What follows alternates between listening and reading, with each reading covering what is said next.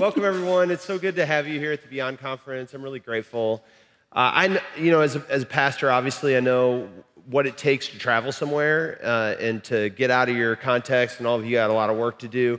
And so to take even a couple of days, especially for those of you who traveled, even if you're local, I mean, it takes a lot, and I'm really grateful for it. I want to start by just some of you who are new to this, let me just tell you a little bit about kind of why this exists.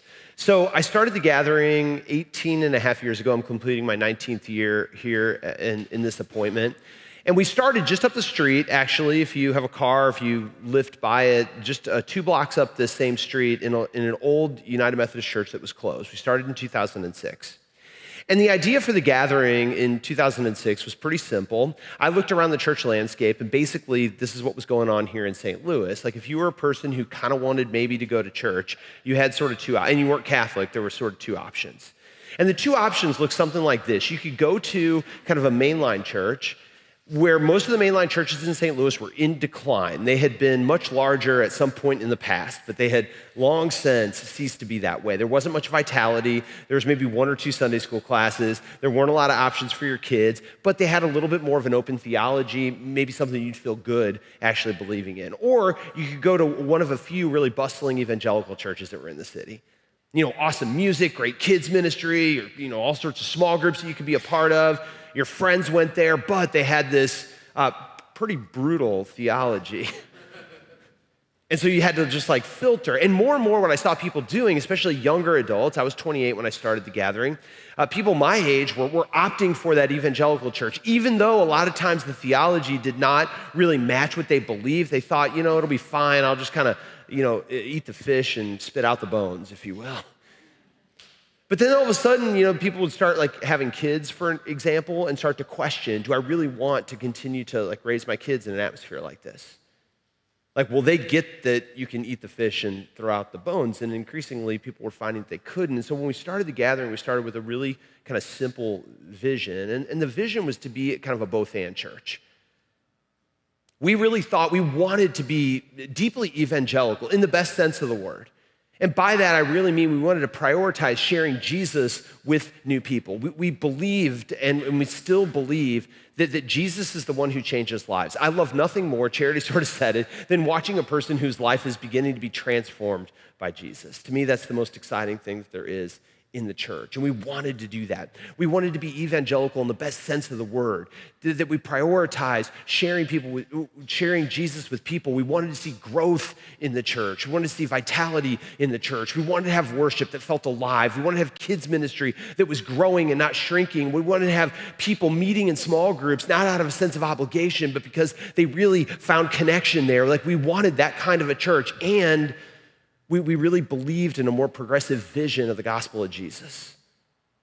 One that included people that oftentimes had been excluded. One that lifted up different people in leadership that oftentimes were not welcomed into leadership. In 2006, and I know this dates me a little bit, but we wanted to be a church that welcomed LGBTQ people into the full life of the church, which in 2006 was a rarity of sorts.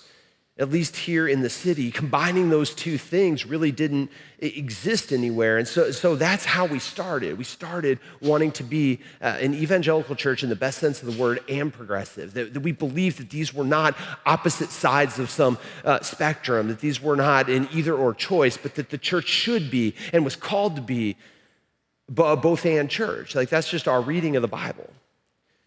And so here was so we started, and it worked. I mean, we started to grow, and we had a second service and a third service and a fourth service, and then pretty soon I started thinking this was stupid. I got this one wrong. I thought, this is working great now, but in 10 years, this is gonna be normal. People are gonna figure this out. Culture is gonna move in this direction. Things are going to move in a more progressive direction, maybe politically. I mean, some of these things are going to be resolved. You can sort of see it coming in certain ways if it came to marriage or things like that. The Methodist Church was, going through changes, and it happened a lot more slowly than I would have guessed, but we eventually got there. And I just kept thinking, this is going to change. In 10 years, this is no longer really going to be unique. We're going to have to figure out something else that makes this different.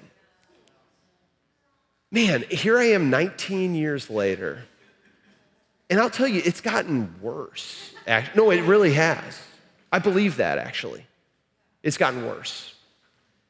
I will say not worse in every way. I'm not trying to be pessimistic about this. I mean, there's been a lot of changes in our tribe, here, the United Methodist Church, and we've seen that. Some of us have the wounds to show for it, but there's been progress made. But if I look out in the culture, politically and socially, I think in so many ways it's gotten worse. I think racism, for example, has gotten worse in a lot of ways. It's public in a way that, it wasn't, at least when I started.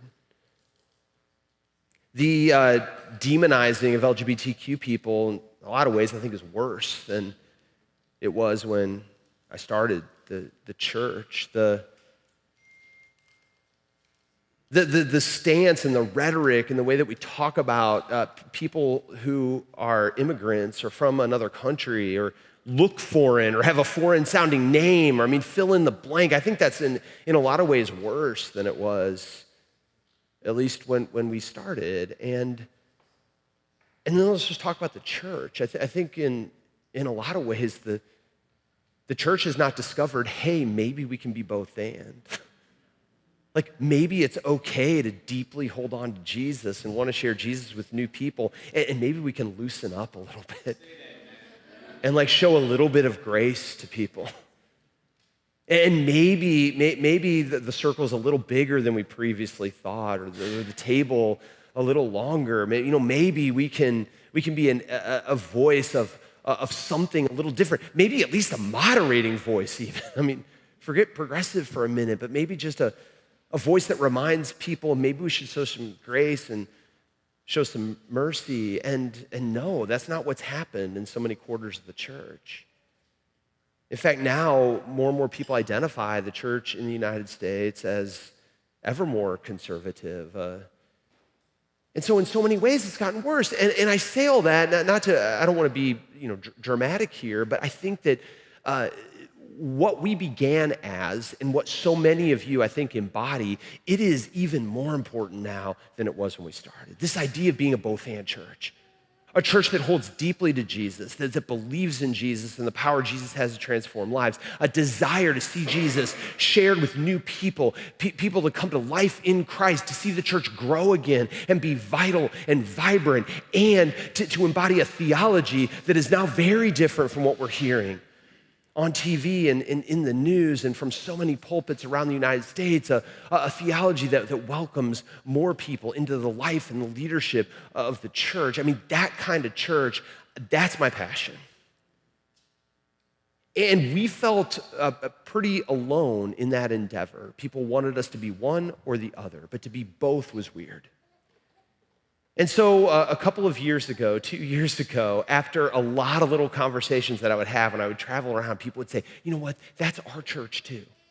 You know what, we're not just a liberal church. We're not just a conservative or a traditional or an evangelical. We want to be both those things. We want to share Jesus with people. We believe in the Bible, and we want to preach from the Bible, and we want to welcome people, and we want to lift new people up into leadership, and we want a church that's more open, a church that's able to tackle the things that are going on in the world. And people would kind of pull me aside and say, that's actually our church too. And so we had this hunch, why don't we create a space for other weird people to gather? For other both and people to gather. And so that's where Beyond came from 2 years ago. It's just, we thought, let's try. And it's been really hard. I'm so grateful for all the sponsors and all the people. Starting a new conference, I have a new appreciation for people who do conferences.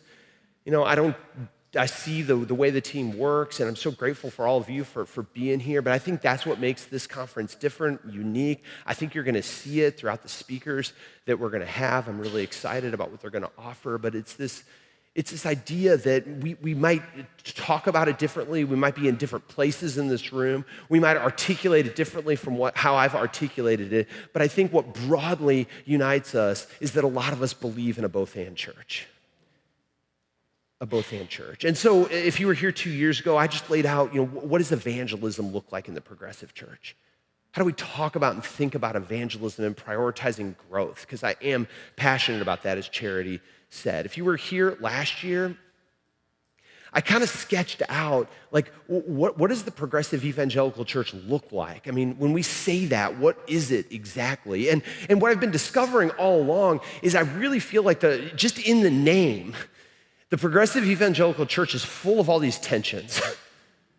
And I think, at least for me, it's really important not to resolve these tensions, but to keep them. Not to go to one side or the other, but to hold a bunch of different things in tension. And so last year, if you were here, I talked about what does it really mean to be an evangelical and progressive church. Well, today, what I want to talk about and what I want to process really with you, because it's new, is some leadership tensions that I think many of us are experiencing right now.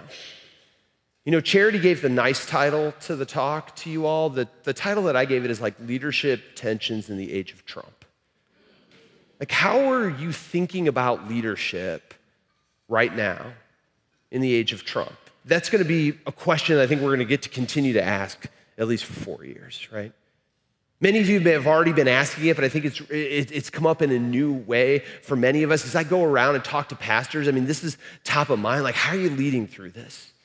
How are you thinking about leadership? What tensions are you feeling within your congregation? And so what I'd like to do today is I'd like to just share some of the tensions that I see. These don't just come from my own experience. It comes from a lot of conversations I've had, you know, just over the past month, because it's pretty new, right?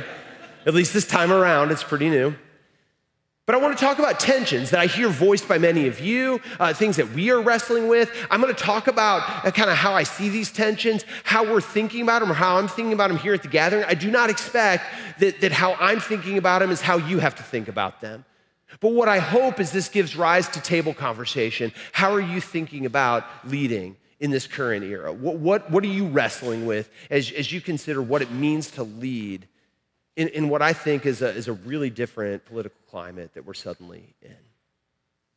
All right, so with all that being said, let me share tensions that I see, that I'm hearing, that we're wrestling with here. The first tension is an engagement with or in disengagement from the news. This is a tension that we and that I'm wrestling with a lot. You know, engagement with or disengagement from the news. I don't know if this resonates with you, but I'm a news junkie. I wake up every morning and I, read a little bit of the Bible and a lot of the news. and I just consume a lot of what's happening. I feel like it's really important to be informed. And more than ever before, the past few weeks, I've just wanted it all to go away. I wanted it all to go away. Well, let me back up. From the beginning of my preaching ministry, which started in 2001 when I was in seminary, from the beginning of my preaching ministry, I only 2 times in my whole career had thrown out my sermon for Sunday and written a new one. Y'all know what I'm talking about, right? Preachers in the room, right? The stuff that happens, something happens, and you throw out your sermon and you write a new one, right? I only did that 2 times. The 2 times for me was the shooting in 2012 at Sandy Hook, which that seems normal now, right? I mean, that seemed like a big deal in 2012. And then the shooting of Michael Brown here in St. Louis 2 years later in 2014. Only 2 times that I ever did that. And then in 2015, Donald Trump rode down the golden escalator. And that first speech, I went back and listened to it, was a bunch of stuff about especially immigrants from Mexico and elsewhere. And I remember almost immediately people were like, oh my God, we got to talk about this in the church. You know, look at what's going on. And then week after week after week after week, and when he became president, it felt to me like every single week there was something that I could throw my sermon out for and preach instead, because it felt that important. I would see on Facebook a lot, I don't know how many other pastors saw this on Facebook, there'd always be like some pastor who no longer had to preach every week, saying something like, if your pastor doesn't throw out their sermon and talk about this week, then you should find a different church. By the way, I never saw a pastor who preached every week post that. It was always somebody who was like, writing books or something, speaking at a conference. Not a person who had to stay up Saturday night and try to tackle a complex issue, on little sleep after a kid's Little League game or something. No. It's always somebody else. But did you guys see that? I mean, if your pastor doesn't throw out the sermon and preach this instead, then you should find a different church. And there was this sense from a lot of people, I think, in the progressive evangelical church that we need to be talking about this stuff. We have to be engaging with this stuff. We need to be calling it out. And yes, and it just was so exhausting. It was so exhausting. Not just exhausting, but frustrating, that it seemed like suddenly the agenda when you're standing here was driven by somebody out there instead of the one that we meet in here. And it led so many pastors to just say, I'm just going to disengage from that stuff. We cannot think about that anymore. That can't be the agenda when we're in here. And so I think that many just tried to disengage. For me, I'll just share how I continue to think about this tension, because I think it's true, even more so now. I mean, Inauguration Day was a Monday, and you all remember just the number of things that they did on day one that you could have talked about from the pulpit. We know that because they've said it, there's a strategy to flood the zone, flood you with so many things to think about and be outraged about and potentially talk about that you can't possibly, handle them all. And how are you thinking about that tension in your leadership, in your engagement with or disengagement from? I'll say for me, I try really hard not to ever throw my sermon out and preach something different. I'll just say that. Especially if it has to do with presidential politics or something that the president is doing. Very rarely do I ever throw something out. And I'll tell you why really briefly, because some people have pushed back against this. I mean, one reason is I don't want the agenda here to constantly be driven by something going on out there. Secondly, I am not smart enough, bright enough, energetic enough to write a sermon. It always seems to happen on Friday and Saturday too, the really difficult stuff. And to write like a sermon on a complex issue that requires a lot of thought and a lot of study and a lot of care, I can't write that on Saturday night. Like, that's just not me. I need time to let something like that soak. And thirdly, and I'll talk about this in a later tension, I find that my congregation doesn't expect that. In some ways, they don't really want that, in fact. So what we often do is we name things that are going on. I'll even stand up here and say, hey, this past week you probably saw this and this. I want to say a quick word about it. We want to pray for that, and then we're going to move on to talk about what we were going to talk about. I will say one of the ways we're trying to balance that tension, though, is when I pick sermon series, which we do here, I really am trying to create those series against a backdrop of just generally what we think is going on in the world. More often than not, we find that those two things really do meet up in some surprising ways. I had to tell my congregation, so this January, in the new year, we preached a series called Cancel the Noise. I don't know if we have a slide of that. This was just the logo for it, but it was taking control of the voices that you listen to. We conceived of this series back in August of last year, just with the idea that maybe this will be an important thing to think about, like the voices we listen to. And the week of the inauguration, I kid you not, so I was talking about 3 kinds of people the Bible warns you about, 3 voices the Bible warns you about. The critic, the narcissist, and the fool. Those are the 3 voices.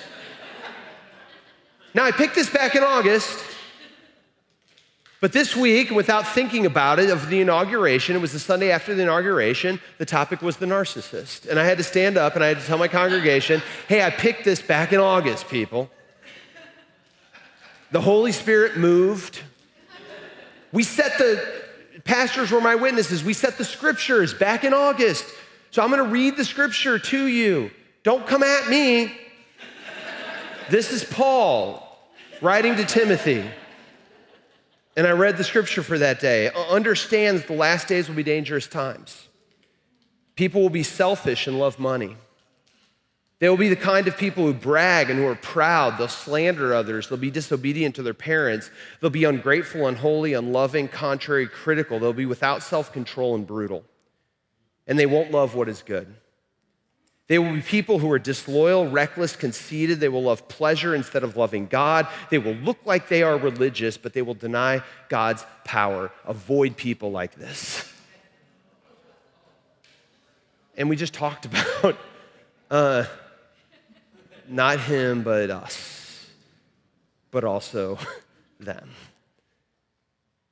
You know, right now we're in a sermon series on pursuing racial justice, which I'll talk more about in a minute. But the idea here is, like, for me, we don't chase after the news in our preaching. We don't chase after the news and what we try to do here. But I don't think we can resolve that tension. We can't all the time have our agenda here be driven by stuff out there. And at the same time, I think it's dangerous to stand up here and pretend like nothing's going on in the world. It's a tension, right? Engagement with, disengagement from. Second tension that I've been hearing and we've been wrestling with here is political participation or faithful separation. It's a second tension. Should we participate in all that stuff, continue to put hope that maybe change can be possible there, or do we start to just separate out and focus on what we're doing here? I was in a conversation with my good friend. Some of you might know him, the Reverend Dr. Emmanuel Cleaver III. He's pastor of St. James United Methodist Church, the largest predominantly Black United Methodist Church in the state of Missouri. It's in Kansas City.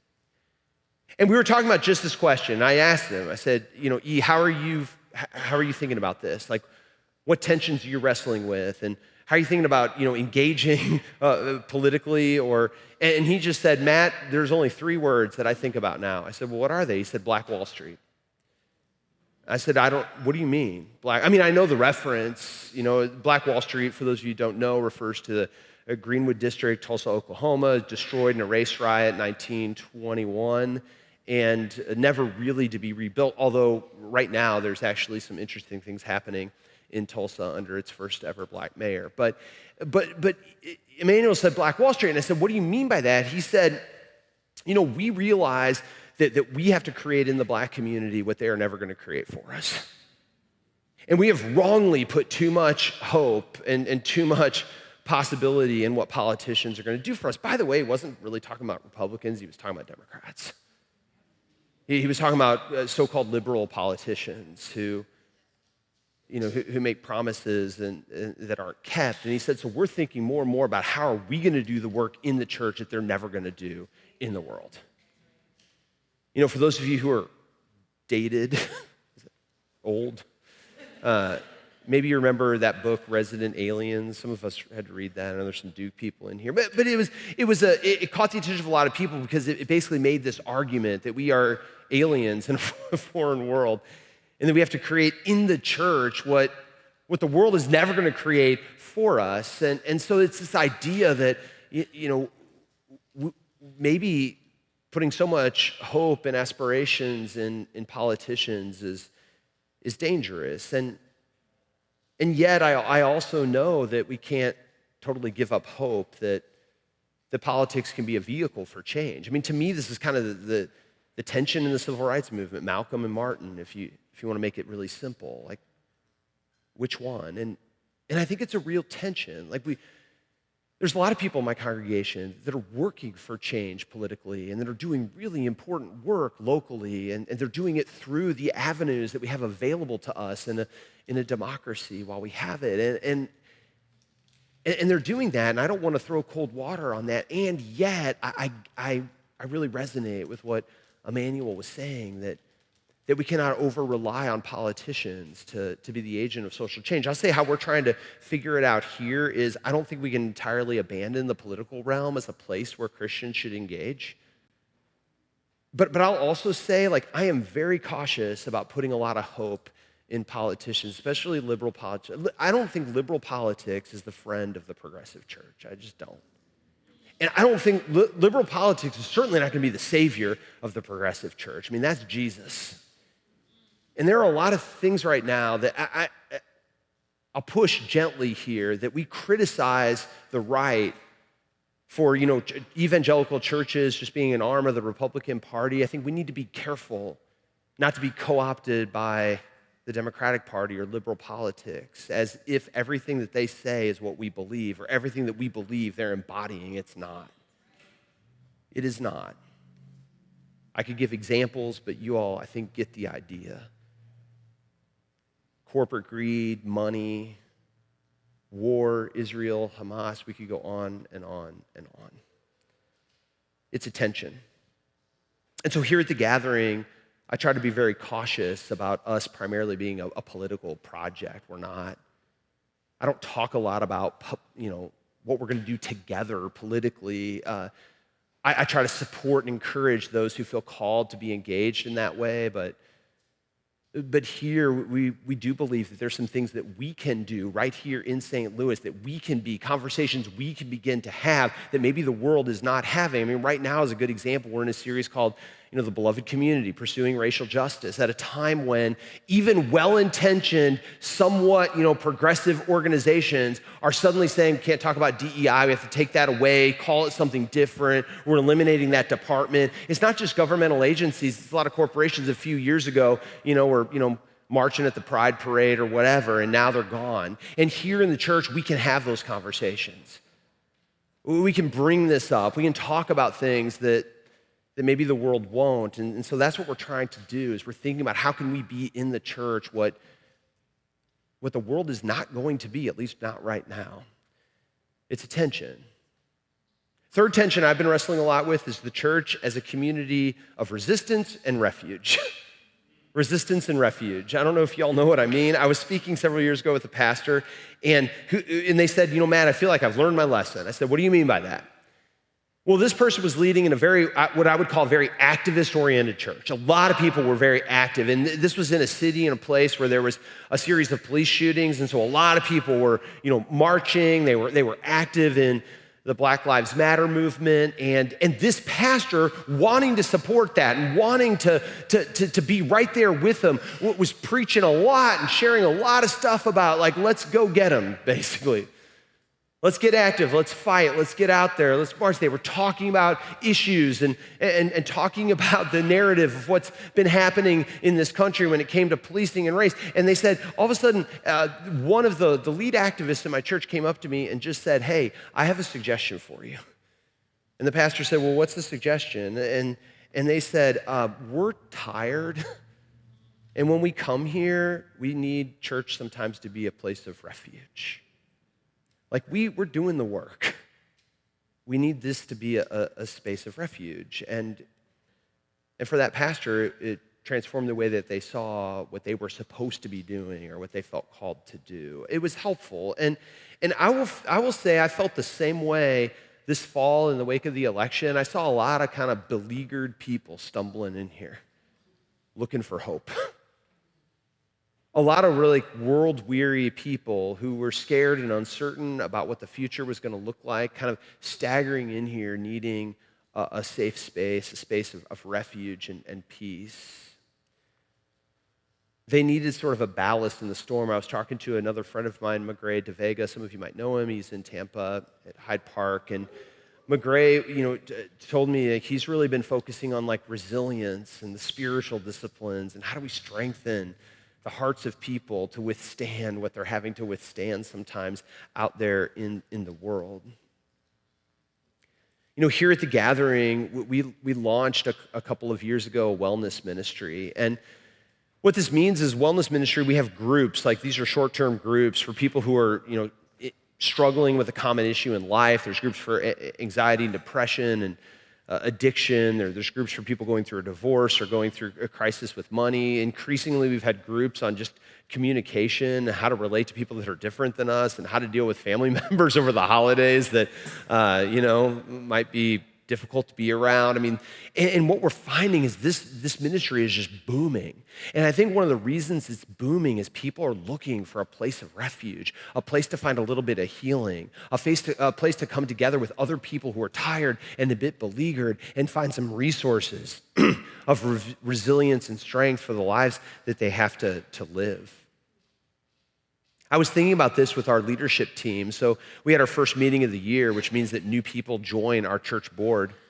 And at that first church board meeting, our board chair was doing a devotional, and she was going around and saying, hey, answered this question, which we always do, and she always presses us with really hard, deep spiritual questions, and people are like, oh my God. And we had new people there, so people were introducing themselves, and suddenly this little time of sharing that was meant to be just the first thing on the agenda with a full agenda ended up taking like 45 minutes, because as we went around the room, people just started sharing, and And I just gotta tell you, like, it opened my eyes. Like, roughly half is black, half is white. Two people in there are parents of trans kids. One's a parent of a gay kid.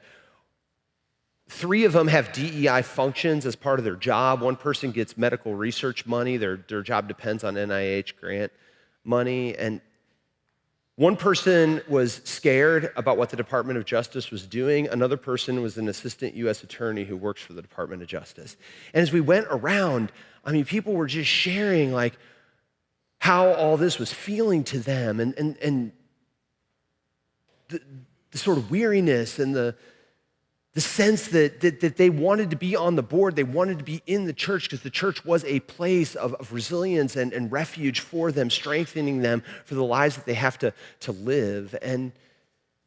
And so this is a tension that we've increasingly been leaning into. I know for so often, I think the progressive church sees its role as a place of resistance. Like we gotta talk about the fight, and we gotta talk about what's needed out there and push people to go out there and do something. But I also want to hold that intention with there's a lot of people in our churches already doing pretty incredible, courageous work, and they need the church to be a place of refuge for them.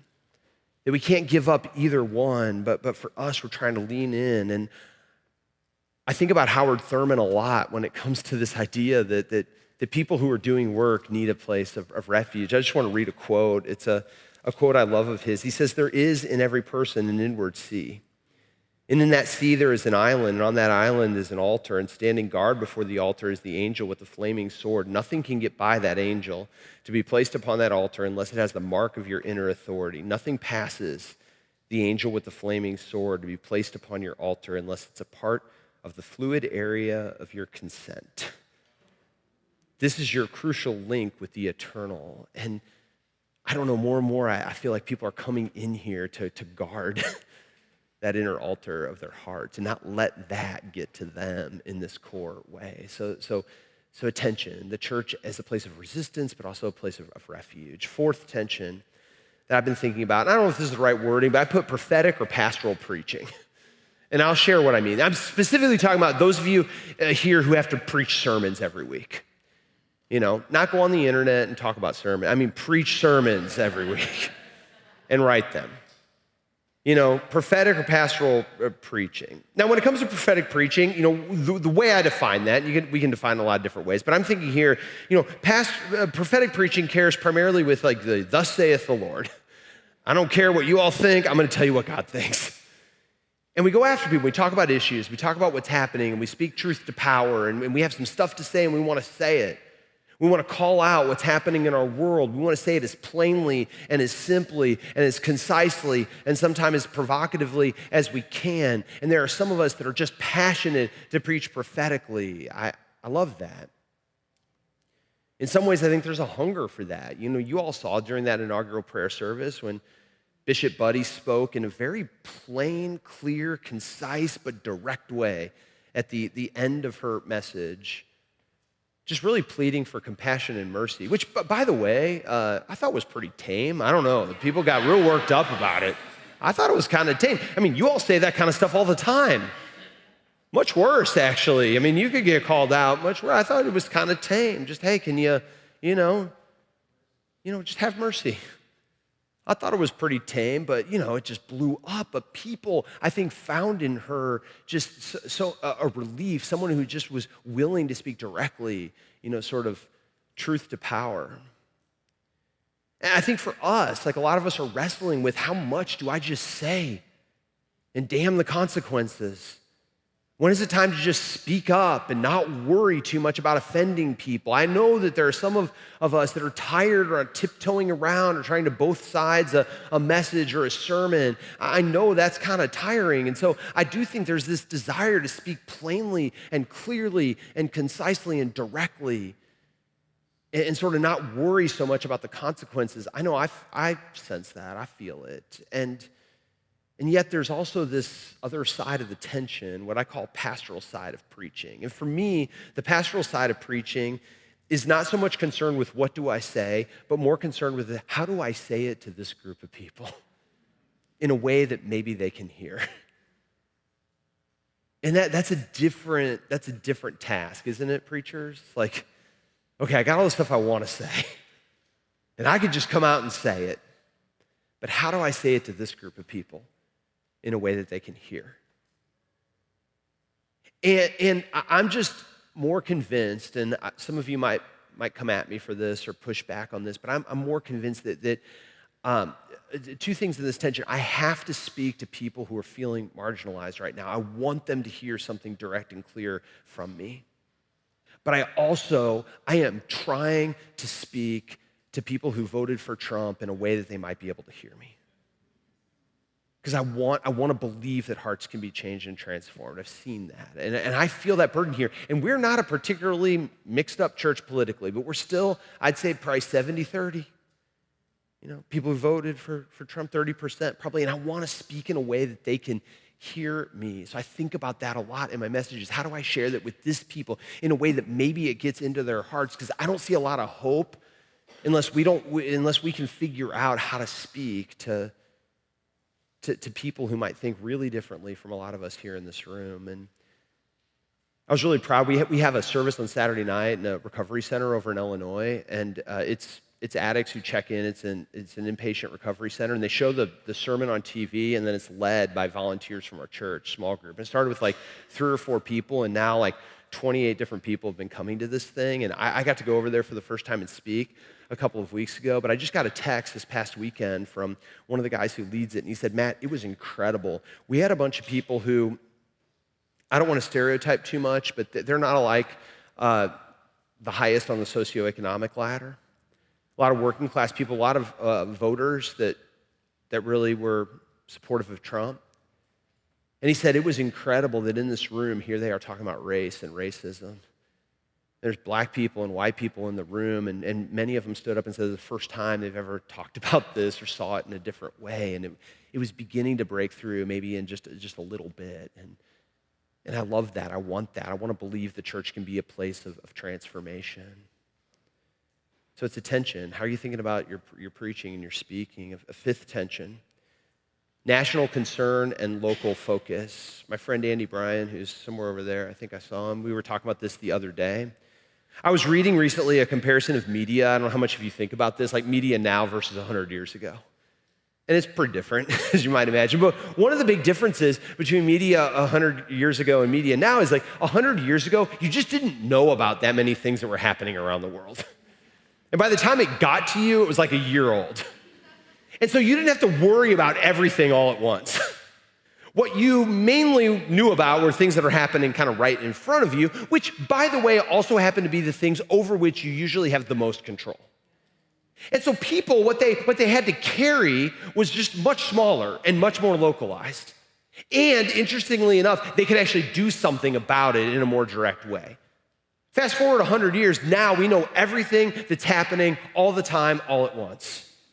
And you all, love Jesus and love people. So all of it feels heavy to you. Doesn't it sometimes? I mean, all of it feels heavy. You pick up the paper, you realize this happening, and this happening, and this happening, and this is over there, and that's over there. And there's so much to carry, so much to know about, so much to be concerned about. And we can get sort of consumed with what's happening all over the globe, all over the world, people in power, what billionaires are doing, what Congress is doing on Capitol Hill. I mean, all this stuff we know in real time. And I've thought about this because I think sometimes that obsession now, the overwhelming amount of information coming at us obscures sometimes the realm in which we can have the most influence, which is the local. I mean, think about it. Things like, school board elections, fair housing practices. In the community that I'm in, there's a little group trying to get together and do something about fair housing in Webster Groves. Local response to immigrants and asking different organizations, how are you responding to some of the stuff that's going to happen or is happening already? How funding is impacting our own local universities, policies at the high school that my kids go to around LGBTQ people at the high school. I mean, these are things that are happening kind of right under my nose. And here's the cool thing. You can actually have an influence on that stuff. I'm not saying you can't ever have an influence on national politics, but probably most of you aren't preaching a sermon that's swaying Capitol Hill. But guess what? You have community leaders in your churches. You have people that sit in decision points of power. You have access to some of those conversations. You can show up at that particular meeting. There are things happening locally that I think gets obscured by our sort of fascination with and sometimes horror at what's happening all over our country and all over the world. So it's attention. Yes, stay informed nationally, but pay more attention locally. At least for me, that's what we're trying to push and think about is what can we do right here in St. Louis? Because friends, there is plenty of work right here. Sixth tension, this is more just my heart, so I'm just going to say it plainly. I was reading Micah 6:8. The tension is seeking justice or loving kindness. I don't know which one to do. It's hard for me to do both. This is about me. You all know Micah 6:8. I love the passage. He has told you, O mortal, what is good, what does the Lord require of you? Do justice, love kindness, walk humbly with your God. I've been thinking more and more about how hard those first two things are to hold in tension with one another. I mean, I can do some justice. I'm usually not that nice about it, but I mean, I can say some stuff and, push and make my opinion known and fight for things. I mean, I can do that. I can get angry about a lot of stuff, and I am. But then there's this other thing, you also have to love kindness. And I've been wrestling more and more with how do I do that? I'll have to tell you this tension for me shows up in how angry should I be right now? How angry. I think a lot of us, we talk about righteous anger. Anger is a motivator for change. You should be angry, channel it, and get involved. I believe all that, but I just know for me, I'm trying to figure out how angry really should I be, because I think that I could be angry for the next 4 years. And I'm not good at being angry for that long. Good things don't happen in my heart when I'm angry that long. My heart hardens, and that anger gets lodged there, and it doesn't come out looking like Jesus. I was reading this little pop psychology thing, so take it for what it's worth, but it sort of got to me. It was a psychologist talking about a study that showed that anger is a great short-term motivator, a really bad long-term motivator, basically. And the little thing is, it said, anger can be very useful emotion, especially in the short term, helping push back against injustice, defend us, break us free from harmful situations. Yet long-term anger-driven motivation has many downsides. Chronic anger results in higher levels of stress, which can lead to a variety of health problems. And then it just listed it all. I don't know if it's just being 47, but I'm I don't want all that. I don't need that. So I thought maybe I need to read the second part. Do justice, love kindness. Love kindness. I'm not going to do a big word study with you all. You can go back and look it up. The Hebrew word, a lot of you in here know, it's hesed. The Greek word is elios. It means kind of a faithful, a compassion, a mercy, a making space for. And so the tension for me is how do we have a sense of righteous anger, which I think is important to have at what's going on in a lot of what we see right now, but not let that anger find a home in our hearts. Not let it get lodged there for the next 4 years or beyond, but to remember the second part and the third part, to love kindness and to walk humbly. How do we do that with people that think really differently from us? It's a tension that I'm trying to hold. And the last one, before we have a little bit of conversation, is I'm trying to hold in tension right now, lament and opportunity. I almost hate to talk about opportunity because it feels opportunistic. So let me just talk about the lament for a second. I mean, I think there's a lot to lament right now. There's a lot to be angry about, as I said. The Sunday after the inauguration, like I said, I had people in my congregation scared for good reason, anxious for good reason, uncertain about their own personal futures for very good reason. I said this was especially true, and I said this to my congregation. It's especially true if you're sitting here today as a person of color, hoping for systems that are just and looking out there at what's happening right now. You have a reason to be scared. It's true if you're gay or transgendered or have people in your life that are, and you're just looking for recognition and a basic permission to flourish and to live, and that is very much in question right now. It's true if you're an immigrant, whether you're here on legal status or not legal status, whether you're documented or undocumented. I mean, you have reason to just wonder if the place that you work and the place where you live are even safe spaces for you anymore, and rightfully so. And I told my congregation, you don't have to agree on policy. We don't have to be of the same party or voted for the same person. I know that we don't agree on all that. We don't have to agree on the best direction for our country, but as future followers of Christ, Paul told us that we're supposed to cry with those who cry and rejoice with those who rejoice. And right now, there are a lot of people really hurting, and I hope there's at least space in our hearts for some lament right now, even if it doesn't impact you in the same way. And I just sort of begged my congregation to lament with those who are lamenting, to understand that. And I thought that was just so important to say.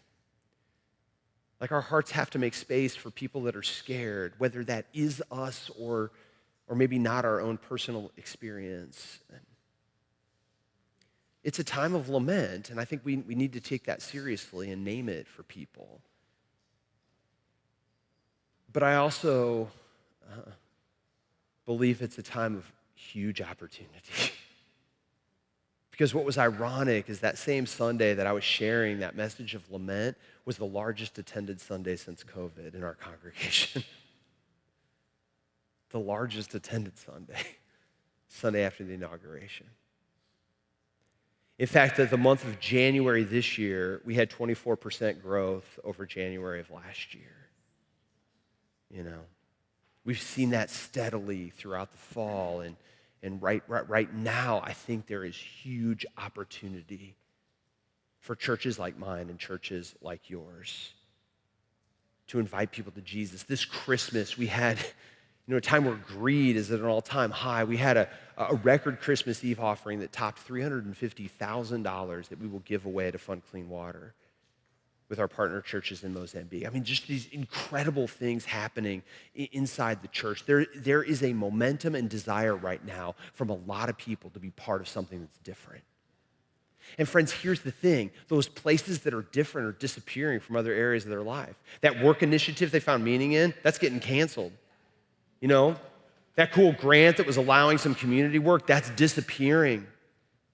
Finding those pockets of people that where they could find support, a lot of that stuff is drying up right now. And the church has this incredible opportunity, I think, to be different, to be the church, to be a relief for so many people, to invite new people to say, come in here and check out what's happening here. Check out what we're talking about. Check out what Jesus offers. I mean, if you want the church to be different, this is a great time to be a Christian, great time to be a pastor. There is huge opportunity for, I think, the growth of our church right now, because there are people looking for, they don't know this, but Jesus.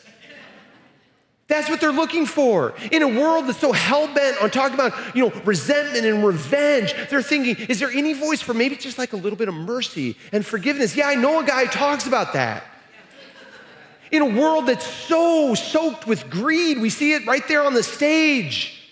Is there any communities left that think about generosity and our ability to make a difference with what we have? Yeah, I know a guy who talks about that. It's Jesus. In a world where we're all the time being asked to be afraid, is there any place that can build us up with courage? Like, we can actually do this. Yeah, Jesus said all the time, be not afraid.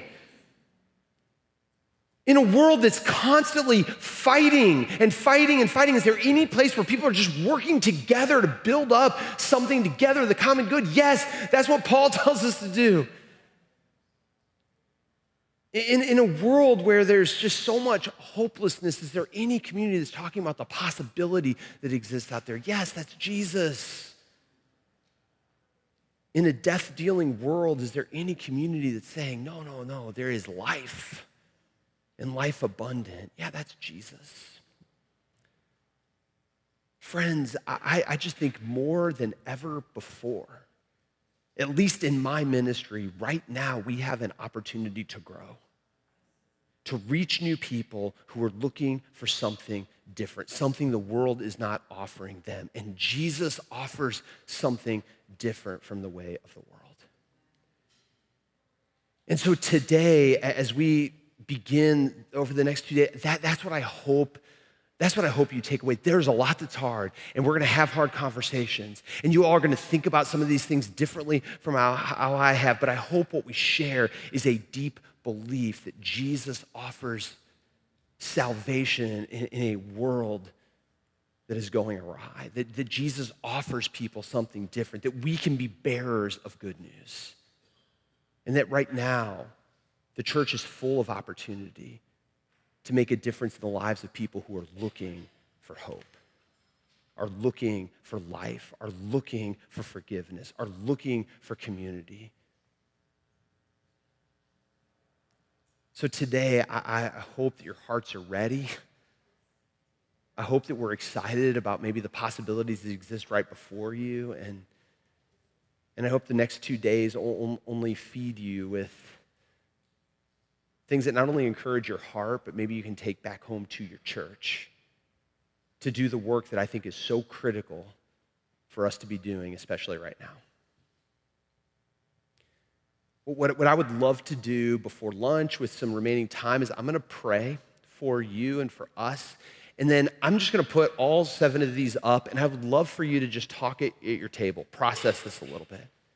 You know, and I'll put some table questions up in just a second, but like, how are you thinking about these tensions? Which one feels really alive for you right now? What other tensions did I not name maybe that you're experiencing? Just process, how are you thinking about these things as you seek to be a leader in your own church? But first, let me pray for us and for you. Gracious and holy God, I'm so grateful for these pastors and leaders.